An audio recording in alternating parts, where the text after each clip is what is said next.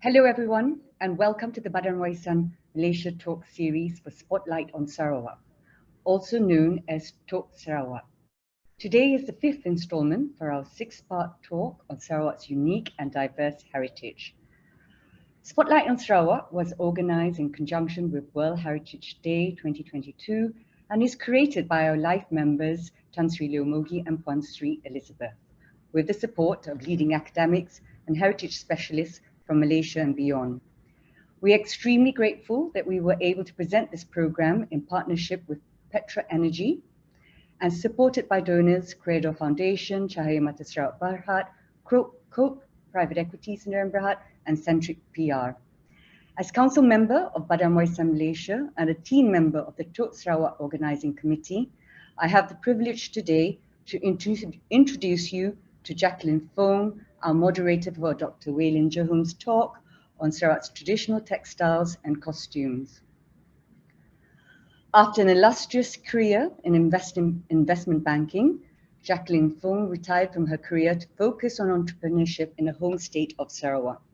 Jackie founded Tanuti, which is very famous for Sarawakian songket, with the objectives to preserve heritage craft, empower women, and build rural communities.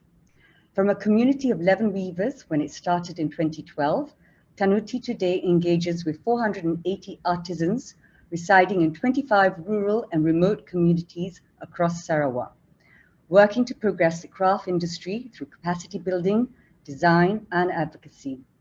Tanuti is acknowledged as an emerging craft community by the Sarawak State Government and has won several local and international awards.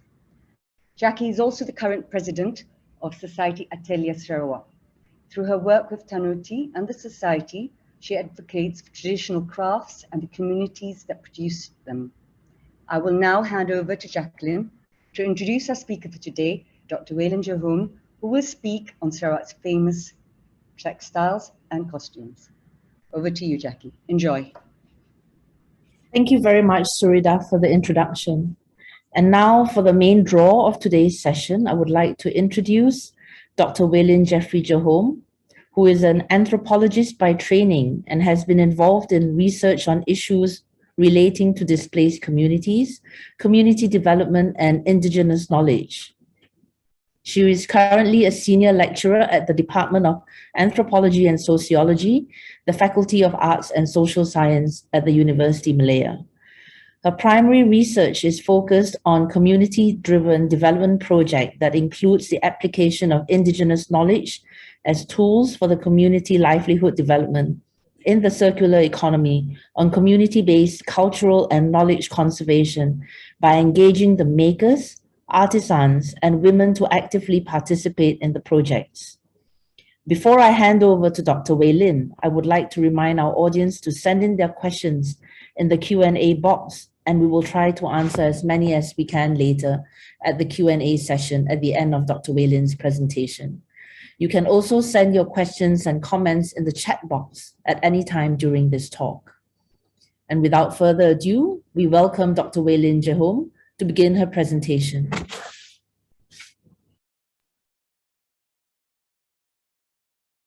Thank you very much, Jackie. Good afternoon, everybody, and thank you for joining this talk, and thank you to Badan Warisan for inviting me and trusting me to deliver this topic for today's talk. I'm going to make this very informal because it is something which is supposed to be very exciting to talk about. So I will start off first to discuss what I'm going to speak during the 45 minutes. First, I will speak about the puakumbu, the ikat technique, and then I will go down to speak about songket, another technique of textiles among the Iban community other than pilih and also karab. And then I will briefly speak about the textiles from the Malay community, Keringkam, and then I will pass to Jacqueline back to speak about the songket, and then we will speak about other costume which is not made or derived from the traditional textiles itself. Okay, so it's a very short time to speak about all of the textiles and in depth, but I will try my best to highlight some of the important components components in the textile, at least for those who do not know of the existence of these traditional textiles. We'll have a kind of brief ideas and a good introductions to start with. Okay, on the screen you see newly woven puak kombu in 3 different colors but a few different tones. The first box is called now I forgot, suddenly I forgot my words. Okay, so the first design is actually dyed with indigo fera, which is local plant, which is known as Jackie, help me, I'm having brain fog. This is Marsilia tinctora. Yeah, indigo fera, which is locally planted in the Ulu Kapits, and then the second one is called Akar Penawalanda, which is Fibra tinctoria, and the 2 red one that produce different kind of tone is actually Morinda citrifolia. These are puak kombu shows that has been exhibited in our last exhibitions in 2016, and I will tell you more about it. Next slide, please. Sorry. Okay. Before I move on to explain about the pictures that you are looking here, I just would like to introduce a little bit what is puak kombu and its functions. So basically, among the Iban community in Sarawak, the puak kombu is a warp pattern textile, which is produced by tie and dye resistant technique and woven on a backstrap loom. So its productions basically involve a very complicated process of preparing the threads that includes warping, counting, folding, and also ngebat, and then dyeing. Only then the weaving begins. So I will show you in the video later after my 3rd slide in order for you to understand what I'm talking about. So the final process of the weaving is basically of the upper and lower warp or web using perpendicular weft threads producing 2 pieces, which once completed, they are cut at each end and joined together using a herringbone stitch to make a single piece of puak kombu. I know it's very complicated to understand, and that is the kind of complications that we have to face, all the challenge in order to produce this beautiful piece of puak kombu. Okay, so what you see in this slide is actually a kind of ritual which is organized by the weavers when they would like to treat how do you call it, to treat raw cotton, which they are going to use to produce the puak kombu. So it's a kind of 7 days rituals. I wish I'm able to show you the whole 16 minutes video, but it is quite impossible. And the reason why I show you these pictures because puak kombu has always been known as the dream weaving, as the dream cloth, as the dream textiles or dream weavers, you know.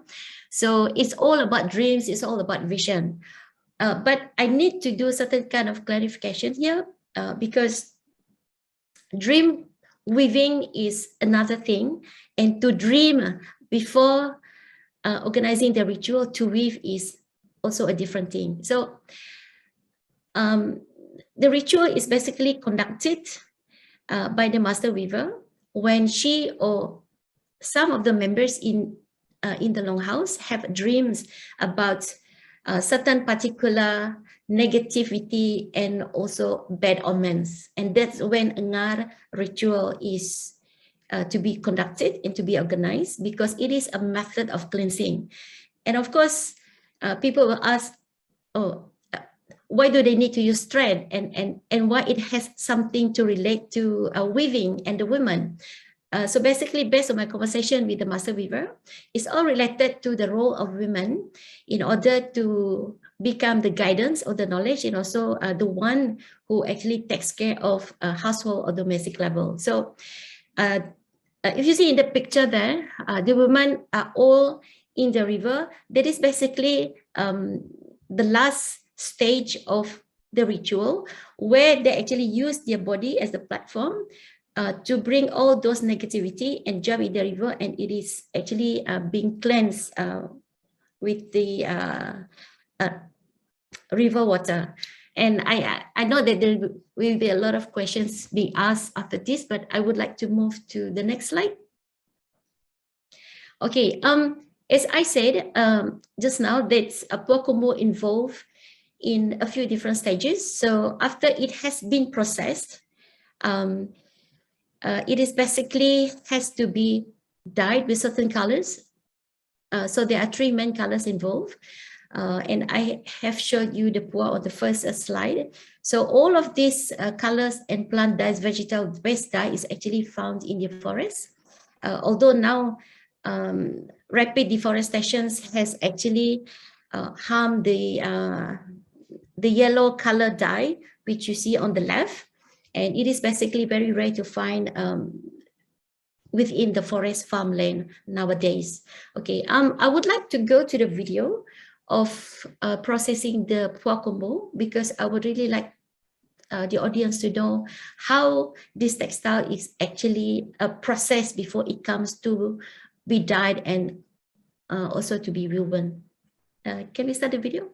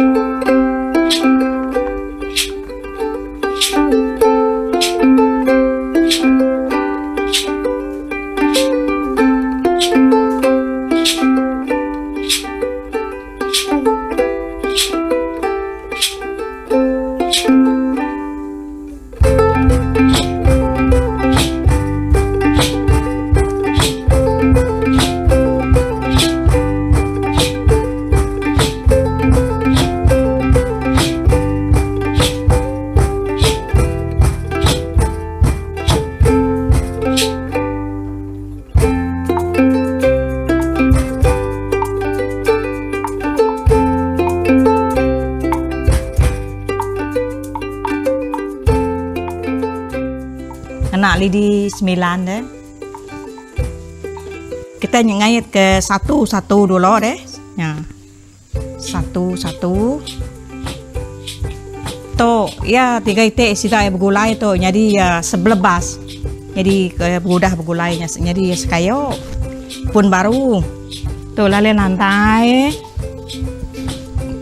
Pentingnya lale lantai tunggu angkat 1, tinggal 1, angkat 1, tinggal 1. Atau prabuangnya angkat 1, tinggal 2, angkat 1-nya. Tuh lele lantai, angkat 1, tinggal 1, angkat 1.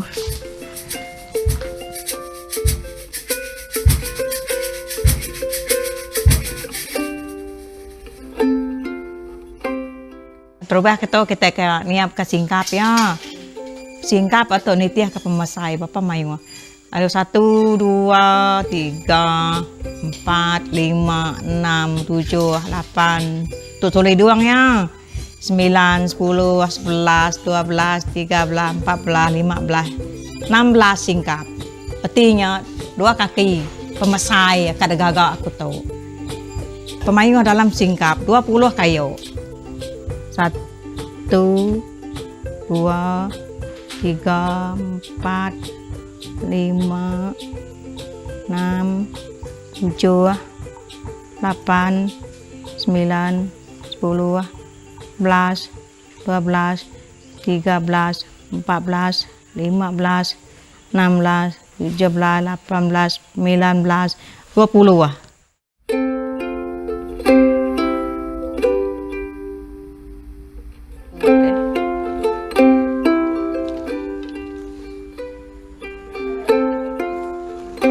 Bunganya tuh. Bungan.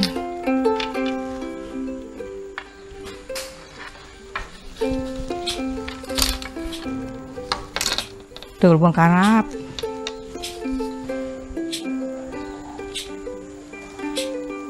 Tuh kayu karap. Pasok ke situ aki ya. Tu mang ke baru. Tu mang ke atas. Tu mang ke baru. Mang ke atas. Baru. Atas. Baru. Atas.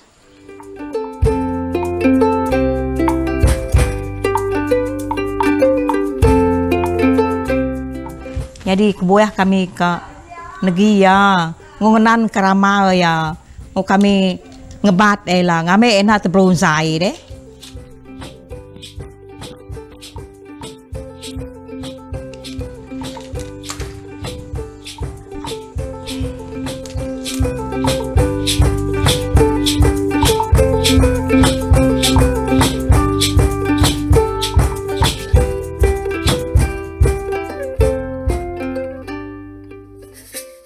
Bisa kayu, ate nade kayu, nyup ceh buah ha, nyak buah te ngagak kayu tu.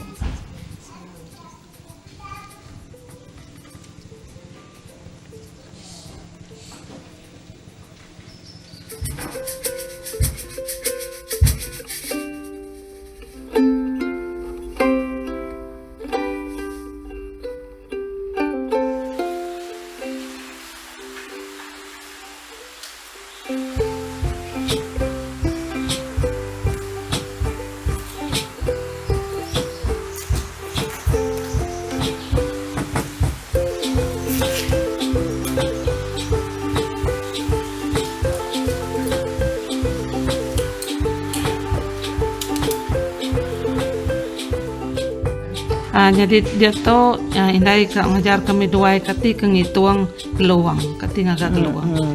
Itu jerit. Jadi apakah kita kayu tu deh, mula-mula kita ngagak geluang. Dah deh. Satu, dua, tiga. Okey. Tok tiga tu. Tadi ni dua ya? Tu. Satu, dua, tiga.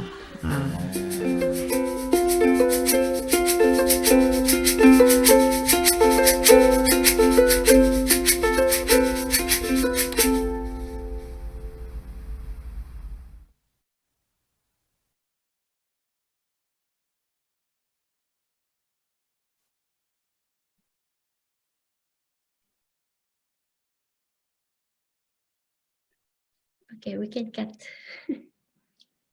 Okay, I hope you have learned about the complicated process in preparing the thread before it is actually being soaked in the dye.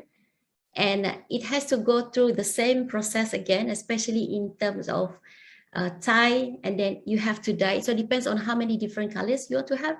So it can get to up to 3-4 times that the weavers have to cover some part that need to be retained, and to cut some of the threads on the other part of the thread which they would like to have a darker colors. Yeah.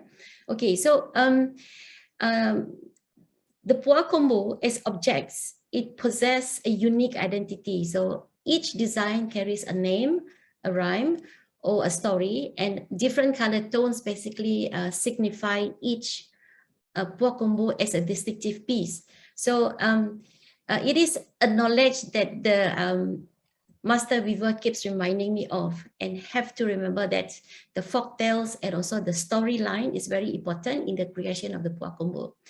However, surprisingly, some others who have published the puah combo have not specifically mentioned the different color and tones that signify each puah combo as a distinctive piece. Okay, so if we look internationally, the tie and dye technique has been referred to by many academics and scholars as ikat, the Malay-Indonesian terminology. However, in Iban community, among the Iban weavers, the technique is known as ngabat. So that's the reason why we have kain kebat, which is also known as bidang to some scholars. Yeah. So the puah combo function as a protective blanket during healing and rituals, in which many of the designs are considered sacred and are only passed down within the family. So the screen, on the screen, there is this Pokumbu, which is called Raja Tambi or Indian Prince.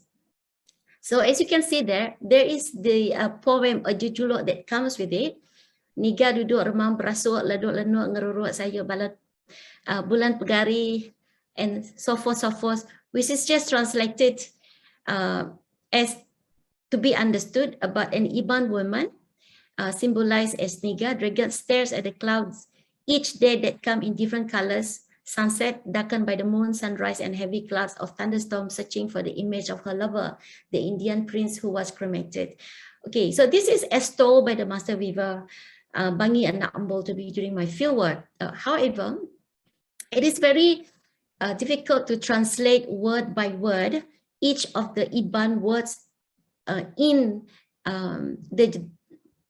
the poem or the jujulok or the name of the Pokumbu, because it doesn't make sense. It has to be understood in context, and that's the difficulties when we would like to translate word by word this poetry. It becomes something else. So it has to be understood in context. Okay, so as previously mentioned, that these woven designs are given poems or rhymes as identifications or names. The meanings can only be interpreted through storytelling. Can we move to the next slide, please? And as you can see, this piece here called Klekoh Ambon Belabuh, it is one of the sacred Pokumbu. And with all the complications of the words used to create that poem, it is only asking for more head trophies or the impossible. So it's very symbolic in the sense that in the design, the Iban weavers use plants that exist in their forest, like for example, buah engkeramu, wild olive, and also there is another another fruit from the forest which is called bulu, which is actually the brijil. So this is the context that has to be understood. That this is actually the words to describe more head trophies. Sometimes it is very confusing because it is not what it is meant. Okay, for some scholars, it is very, very confusing when we want to explain or when we want to translate. Okay, so these hidden animistic meanings have been lost with the passing of the owners and creators because of the complicated to understand it, and also some of these stories have not been willingly to be passed down to the next generations. So that while fortunately many of these older Pokumbu have ended up in the museums or with private collectors, the underlying belief behind the animistic designs has also been lost. So when contextualizing and legitimizing Pokumbu, the factors to consider include the purpose for which it was woven, its date and historical context, the life story of the weaver herself, as well as being aware of the rich repertoire of references to Iban legend, religion, and also oral history that suggests that the role that the Pokumbu cloth has traditionally played within the Iban society, which is evident in the myth that form the basis of their social and religious life.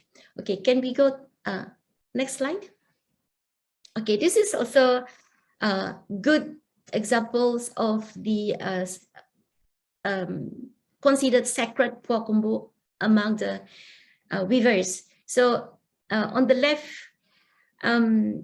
the meaning of the design is just about a certain kind of demons, which is known as gajai. And on the right is called gajah meram nyawa dederam meremban tanzang. It's just meaning that describing a female. It can be beast, it can be elephant, but big beast, yeah. Guarding the young ones, a warrior who upon taking the enemy's head stayed put, guarding his precious head trophy. So it is a kind of analogy to speak about some headhunters is guiding the head trophies that they have collected. Yeah. Okay. So next slide, please.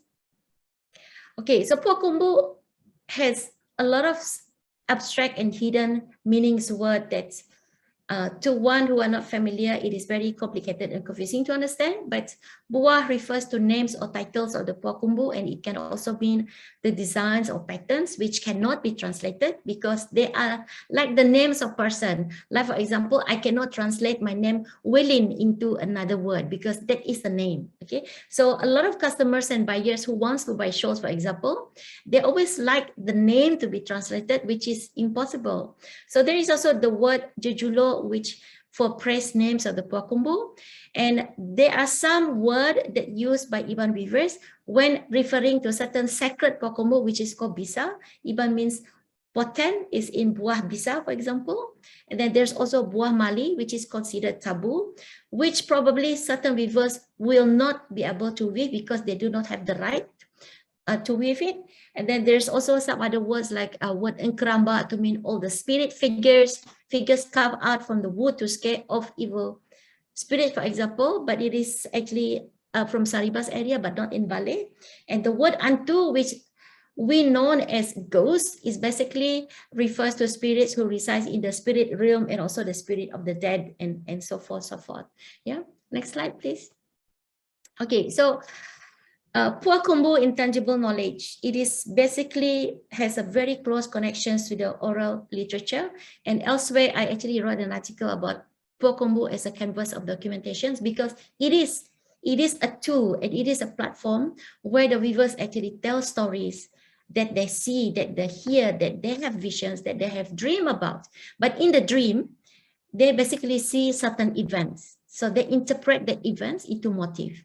Okay, so it's mostly about the upper cosmos, upper world that's referring to rivers, sky, mountains, waterfalls, or the clouds of the gods and the goddess. You know, if you are familiar with Iban stories like Singalang Burung, for example, Daratin Cintamaga, Kumang, you know, Aji Besumping, and all these figures are actually live in the Panggau Libau. So there is actually a buah kumbu which is called Jambatan Gantung Nanga Panggau. I'm so sorry, I don't have the pictures here, but it is basically called the suspension bridge from Panggau Libau to go to the human world. And I remember one of the clothes that speak about the journey of the Kumang, a beautiful woman from above. She basically go through the suspension bridge and end up in the forest of the Iban world. So all of this literature basically exists in the Iban invocatory chant, Timbang Nampalai Kasai, and all these legendary characters in Iban folklores and powerful, formidable demons, jinns, gods, goddess are basically the feeders of knowledge to the buah kumbu visual and abstract images. Okay, next. Okay, I just want to show a few of the costumes that are related to the weaving ikat, tie, and dye. So these photos are courtesy of Dona Yong from Sarawak Heritage, Sarawak House. And this is the kain skirt, which is worn by the women. Yeah, and sometimes it's called bidang. And this kain basically is produced the same way they produce the big buah kumbu ikat, which is about 8 feet by 2 feet. Yeah. Next. And this is the costumes of baju manang. And if I'm not mistaken, the design that is at the back and also at the front is something like Sempuyung Bunga Matahari. But please correct me if I'm wrong, if anyone knows about it. Okay, so baju manang is a jacket that is worn by the healers, and also it's worn by the manang, basically means shaman. Yeah, and there is a story about how this comes in. And there is also another term used to refer to a vest which is called baju burung. And baju burung is basically created in the first origin of the encounters with the buah kumbu, where basically Dara Tincin Temaga woven that baju burung and created for her husband Menggin and half god, half human son Serat Genting to come back to the world in order to avoid conflict with Daratin Cintembaga's first husband. And that's the reason why every time when there is supposed to be communication with the gods and goddess in the Panggau Libau, the Iban Manang and also the medium has to wear this kind of shirts. Yeah. Okay, next. Okay, so moving on to another technique in Iban textile traditionals is the songkit. And songkit is quite rare nowadays, and there are only a few weavers left, and mainly traditionally it is mostly done by the weavers from the Undop, Lobo Antu, Julau, and Saribas. And in fact, I think Janet Rata Noel from Tunjuga Foundation is in the audience, and she is one of the young weavers. I mean, young weavers in the sense that she is one of those who actually learned for many years how to do songkit.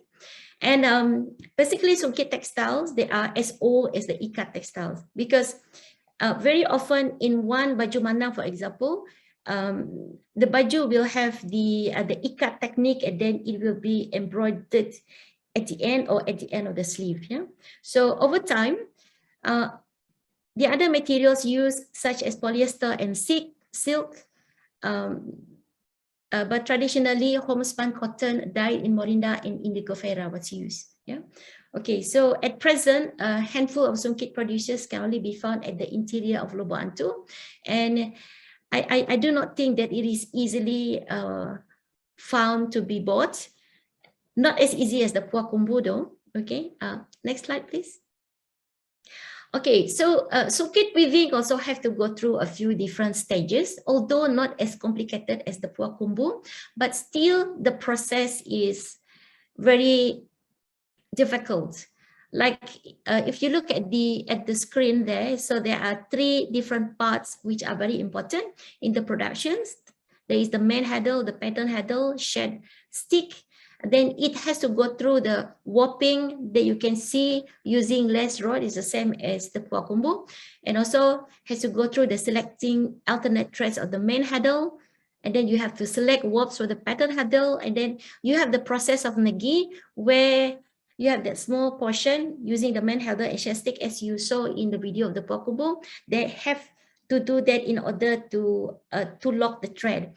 Okay, and only then they start to do nyongkit, which is creating designs and weave at the same time. Next. Okay, so other than that, there is also it is also known as a supplementary weft wrapping. Yeah, so if you see in this slide here, the technique where the colored supplementary weft threads are wrapped around the warp threads using a bodkin to create the designs. Believe me, when I explain this to you, I cannot imagine how the weavers are actually thinking about the design at the same time. But I think later we can ask Janet. I think there's certain kind of counting system involved in order to do and also to put the thread within the thread itself. Yeah. So the weaver works on one row of warp thread at a time before they are locked into place by the main weft thread. So you can see on your own here, there's number 1, which is called one group of thread. I'm sorry, it's not very clear. So one thread left over 2, right over 1 warp group. Okay, so the process is very similar to the technique done on a backstrap loom or body tension loom, which is also the final tool that the Puak Kumbu weavers use to weave their Puak Kumbu. Next slide, please. Okay, so if you see here the design, there is also tapestry weave. So tapestry weave you can see on the left, and then there is a weft face plain weave in which differently colored pattern areas are formed by weft work in separate sections. Yeah.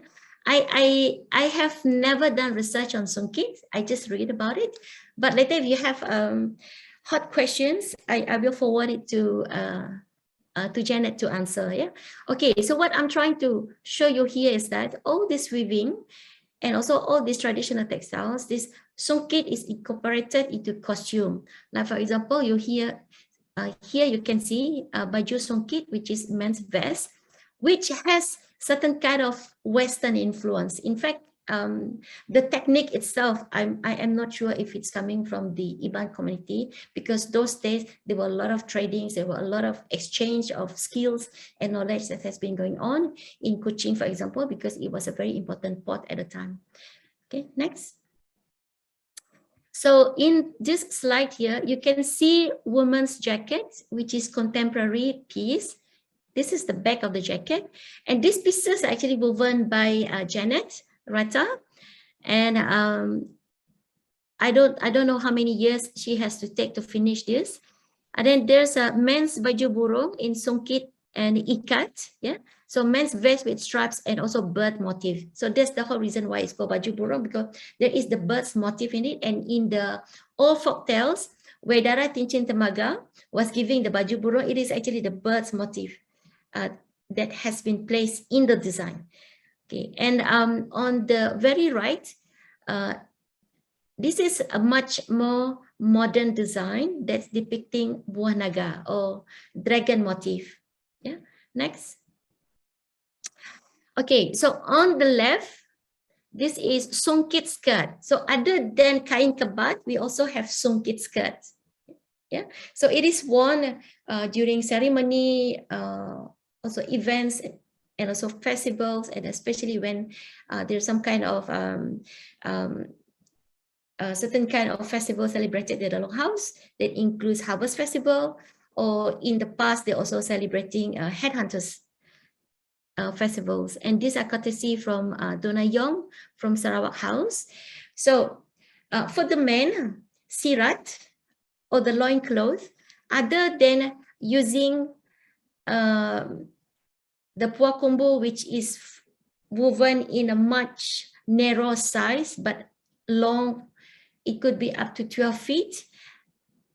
On certain sirat, they also insert the songkit design at the front. Okay, so that when they tie their sirat, the front is the songkit design. Yeah, I do not have the whole pictures of the clothes. So, okay, next. Okay, so this slide I purposely put in progressions because I think it is very interesting to understand that any arts and craft, it has to go through evolutions, change, and transformations, as well as the costume and as well as how it is worn. In the first pictures before 1950s, obviously, most of the indigenous people in Sarawak, we don't wear upper clothes. So you can see that the lady is only wearing how do you call that, bronze corset, which is very, very heavy, and then only wearing skirt that is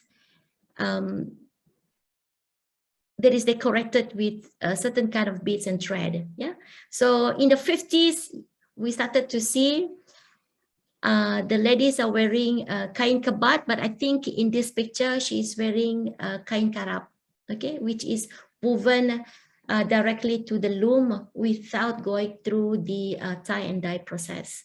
And on the very right, you can see that is a standard modern couples costumes nowadays that you can find in Sarawak. Okay, next slide. Okay, so I don't know how clear you can see this. This is basically to inform you the names of the jewelry and also the decorations worn by the ladies and also the men in their costume, where the main part of the cloth is actually based on the traditional textiles design and also motif. Yeah. Okay. Next.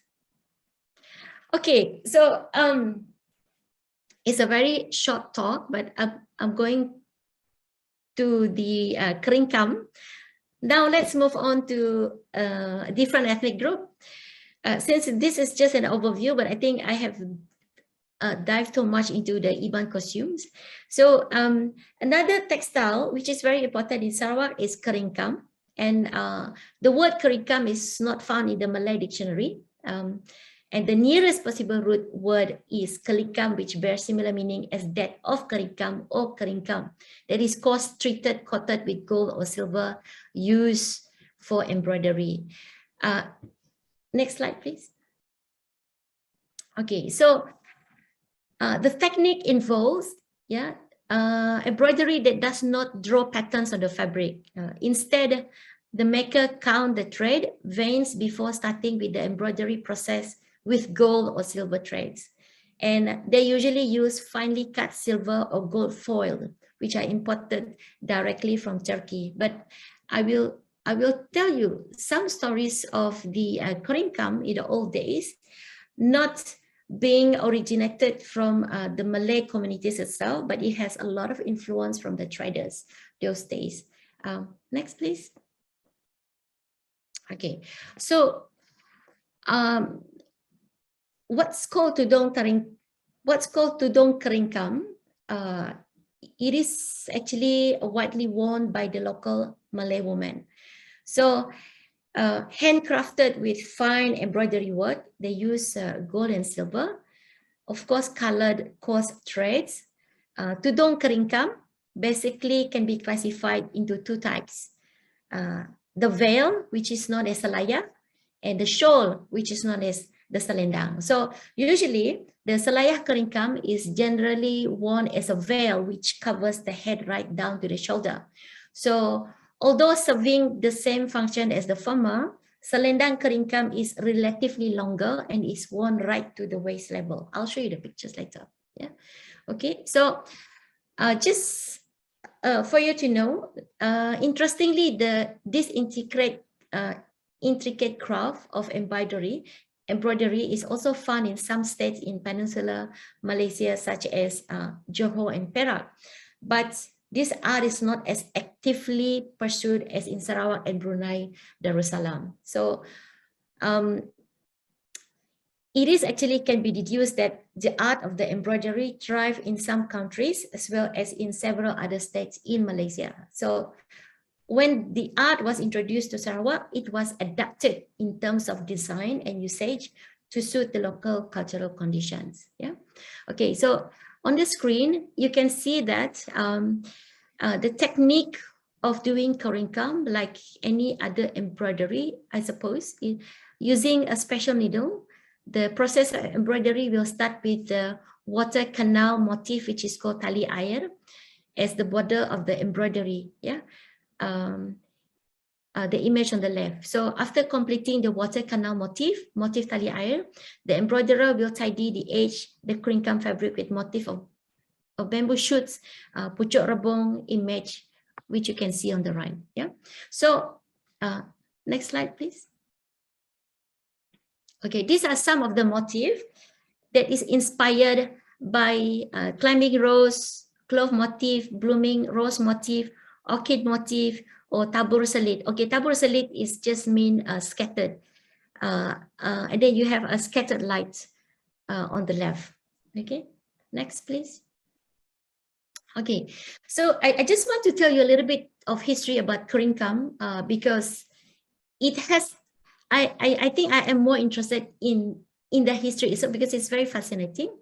Like among the noble Malay women who wore tudung keringkam during the reign of Brooke, James Brooke, were Datuk Isa, who is the wife of the Datuk Bandar. Yeah, so this was recorded by Margaret Brooke in her book in 1896. So according to the records, Margaret Brooke, who was the wife of Charles Brooke, had the honor of being dressed up in Malay costume, complete with tudung keringkam, by Datuk Isa and her assistants. Yeah, as further proof of her affection for tudung keringkam, Margaret Brooke also wore the traditional shawl when she once posed for the pose for a photograph, which is actually the next slide. Sorry, the next slide. Okay, so this is the tudung keringkam, which is worn by Rani Margaret. Obviously, I think you can recognize her there. Yeah. So she was wearing it with a baju kurung and long kebaya. So it was during the period from 1920s to 1940s, where tudung keringkam was widely used by the Malay woman from the aristocratic circle. And for your information, this keringkam can only be afforded by women from the aristocrats circles. Yeah. And this is a picture that she put. Can you go back to the slide? Okay. So if you see this slide here, the artisan and the art, this is one of the old curriculum that was recorded by some scholars that depicting a very intricate motif, and this motif is called Bunga Tabur Bintang, little star-like motif. And this curriculum is custom made for Hajah Dayang eldest granddaughter wedding in 1967. Okay, so I think at the moment it is very hard to find such intricate motif, but those days it was said that one of the curriculum pieces that Margaret Brooke wore was the product of a local Malay embroidery craftsmen from nearby Kampung Sungai Bedil Besar, and that village grew famous in history as it was the place where James Brooke took refuge after escaping from the marauding Chinese rebels from the gold mines in Bau, who had wanted to topple his administrations in February 1857. Yeah. So the first picture that you see of Ahmad Saleh wearing keringkam, that was Gladys Brooke, wife of Captain H.H. Bertram Brooke, and fondly referred to as Dayang Muda Sarawak. Yeah, who also very fascinated with embroidery, and that was back in 1929. Okay, so can we go to the next slide?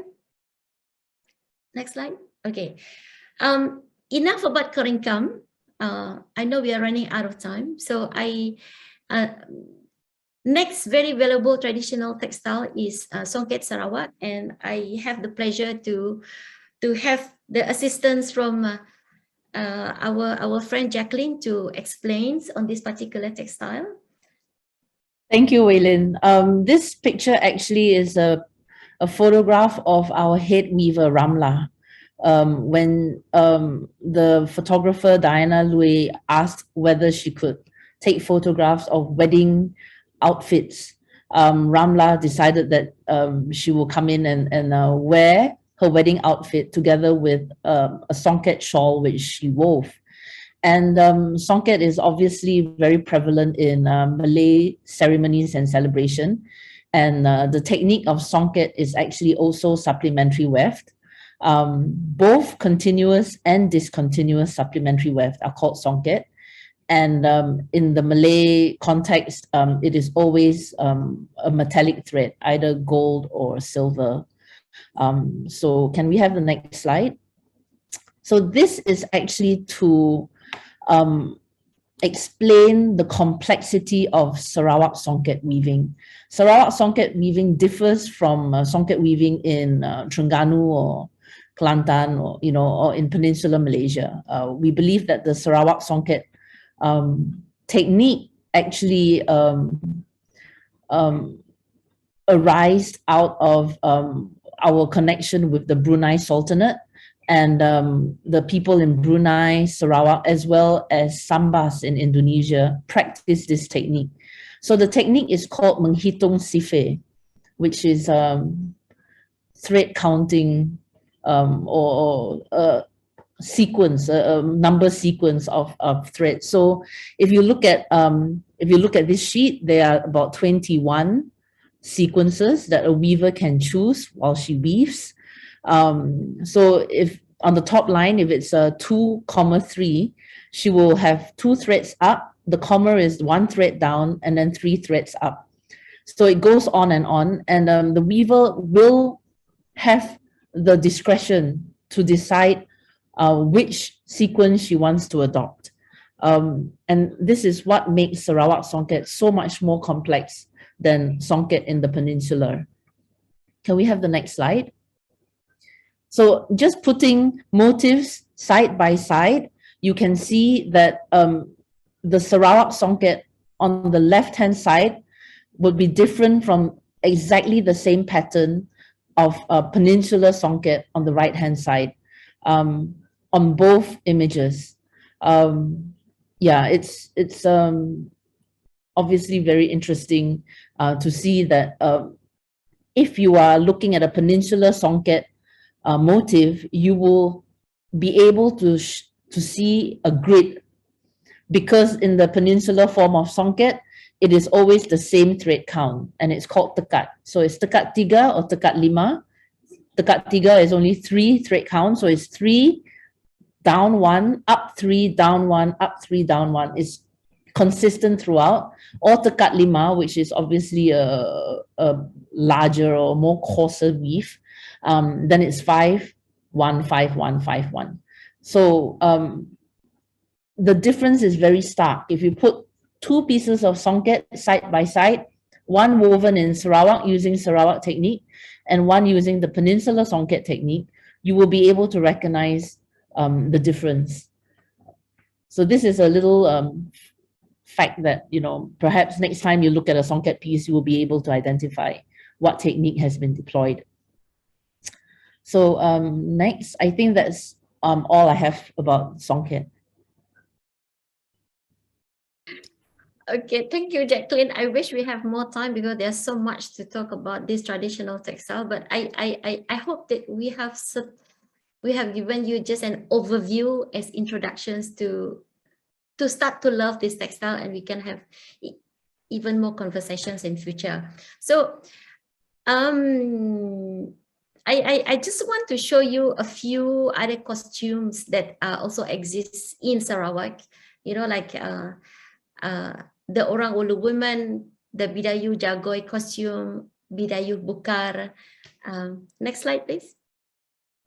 And also the Orang Ulu men with distinctive headgears, and Bidayu men dressings, and also there's another Bidayu men with distinctive headgear. So I do not include all these costumes into the discussions because today's focus is only talking about the traditional textiles that has been woven and to be turned into costumes. And obviously, some of these other ethnic groups, they basically use available material and just to cut it into costumes, although the headgears and also the other jewelries and decorations that they are wearing are very complicated, and that is totally another topic for another time. And I just want to thank you for your attentions, and I think I have answered some of the questions through the chat. Hand back to you, Jackie. Well, thank you very much, Welyne. That was a very fascinating presentation, and I hope you don't mind I made some screenshots. So before we address the group questions we have received, perhaps let's go through the questions that have been posted on the chat. Okay, there was one question where we have whether we have found any weavers saving puak kumbu made by their ancestors from as early as 1900s. Actually, if you don't mind, I can answer this. I went to a village in Lubuk Antu and I saw a really antique piece, and if you don't mind, I can share my screen. I've pulled it out. Is that possible? Can I do this? So this is a songket piece that's all tattered, and a lady, she's clearly in her 70s. This was woven by her mother-in-law.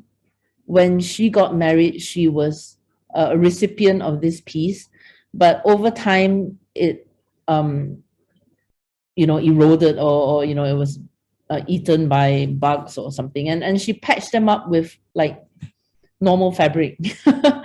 So to her, it's you know, it's a piece that her mother-in-law had given to her, and it didn't serve any you know, high intrinsic value, but it's a beautiful songket piece. Yeah, so this is to date, this is the oldest piece that I've seen. It's not puak kumbu, unfortunately. Yeah, I think the collections from 1900 was made available by Sir Charles Horse, which has been donated to a museum. So I think I answered it, like mostly sold to collectors or burned along with your longhouse, buried with the owner, or eaten by mice. You know, because even the oldest master weaver that I met before she passed away, she told me that she she doesn't have any old Pokombo from 4 or 5 generations ago. She only had Pokombo from her great-great-grandmother, which is not very long time, which I think not even before the 1900. Yeah. Yeah, so interesting. There's a comment here in the Q&A.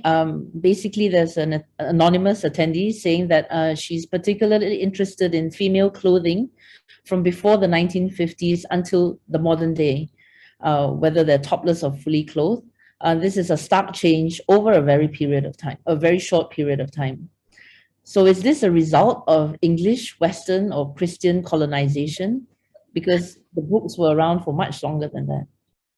I can answer that based on my grandmother's experience. It is very much of the Christians' influence because as according to my grandmother and also the other grandmothers from the other longhouse that I visited, the reason why they cover up because they were told that it is shameful to show your breasts. You know, it is something which is never understood. Because like if you go to the longhouse in old days, I remember when I was like 10, 15, all the women were not wearing any shirts and they would breastfeed their babies, you know, at the gallery. So it's very normal, okay? Even nakedness, nudity is very normal for us. And very convenient.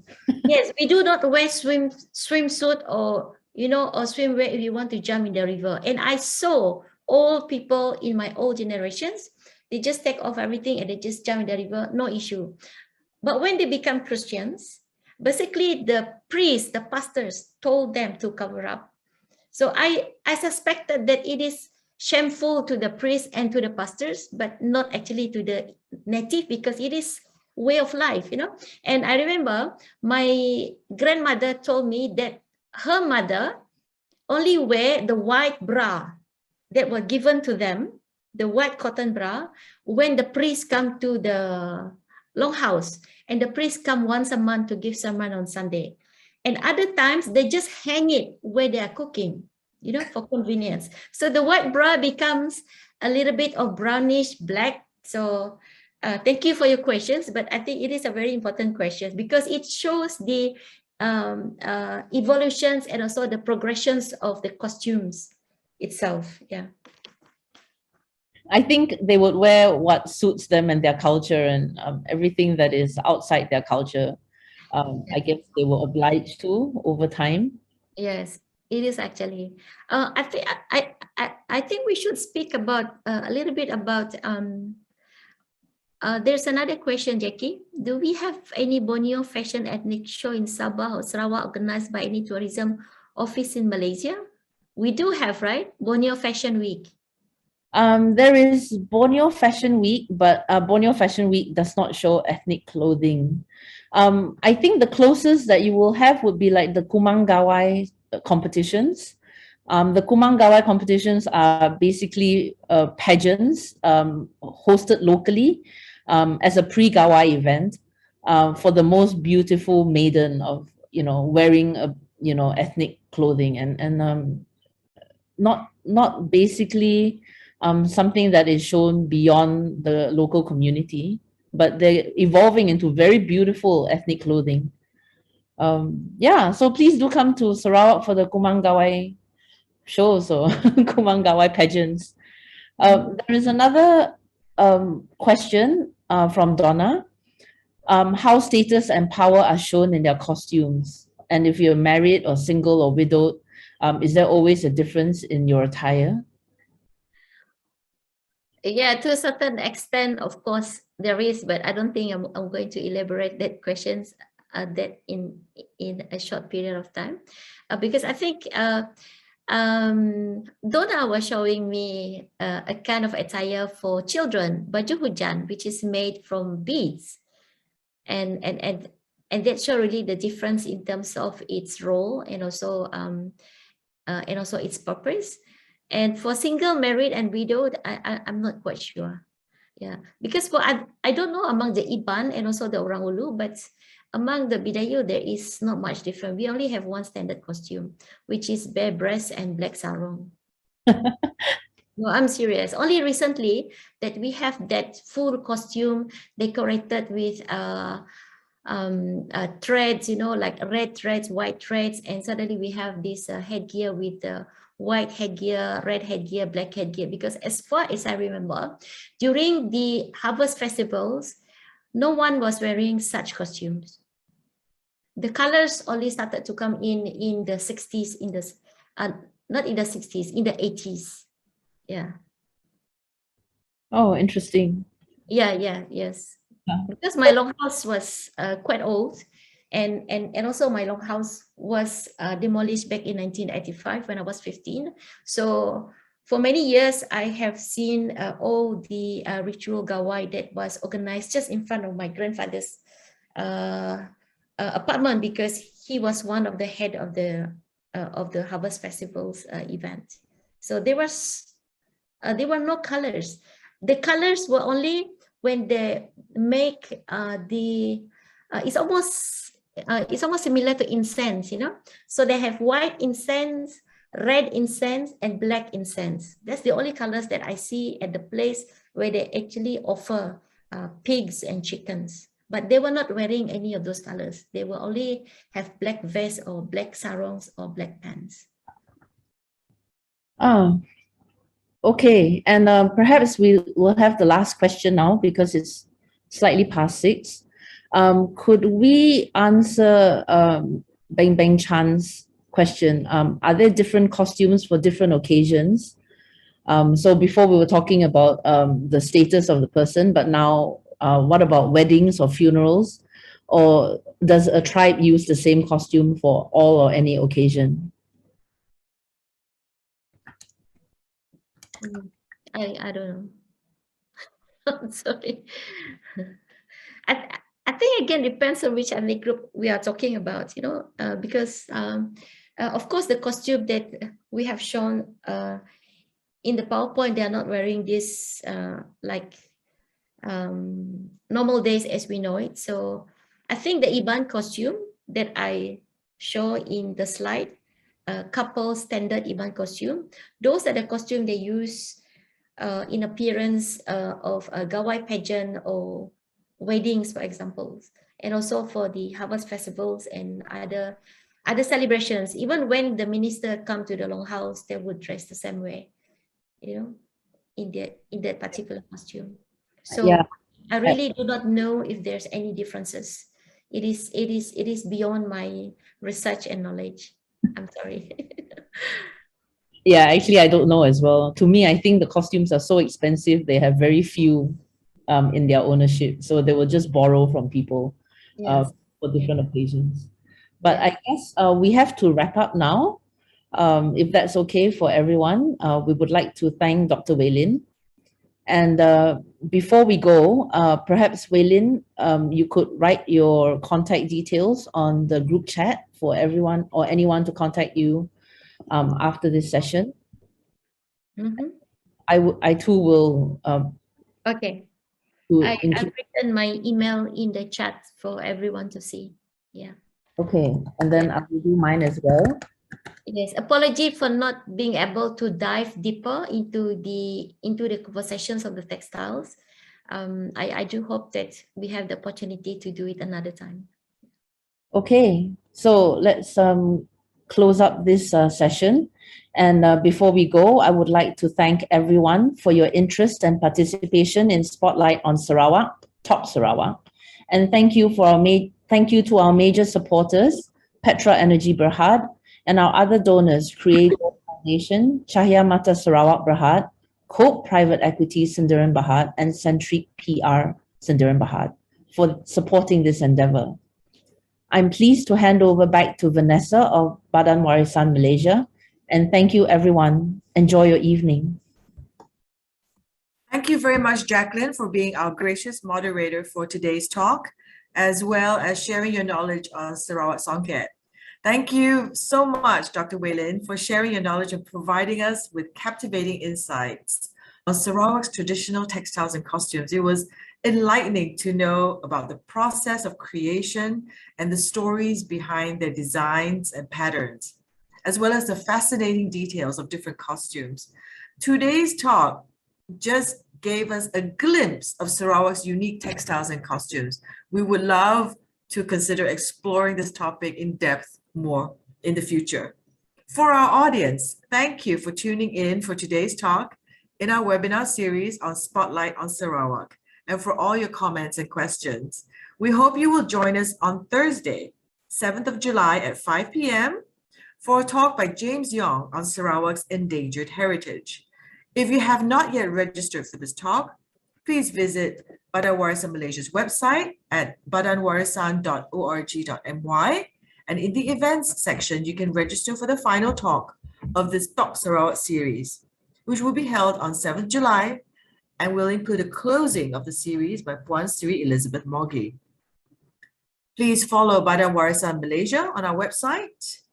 The details are on the screen. You can subscribe to our e-newsletter, Jendela Warisan, or follow us on Facebook and Instagram for more information on upcoming events or news on heritage in Malaysia. Badan Warisan Malaysia is an independent non-government organization, and we do not receive any financial support from the government. If you have enjoyed today's talk and wish to support our educational and advocacy work, please donate to Badan Warisan Malaysia. Details are available on the screen. Thank you in advance for your kind support.